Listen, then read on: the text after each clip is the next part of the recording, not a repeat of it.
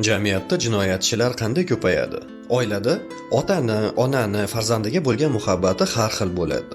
Eng qiziqarlisi, farzand otani ham, onani ham muhabbatiga intilib katta bo'ladi. Bularning farqi nimada?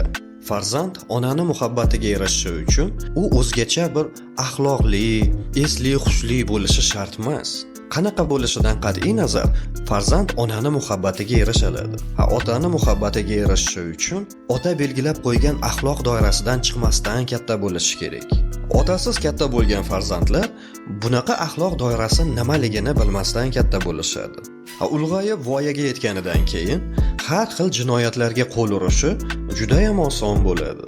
Farzandga din nimaligini tushuntiruvchi, oq bilan qorani farqini ko'rsatuvchi va dunyo bilan tanishtiruvchi ota hisoblanadi. Statistika bo'yicha qamoqda o'tirgan jinoyatchilarning 80% bular otasiz katta bo'lishgan. Farqi yo'q, o'g'il bolami, qiz bolami.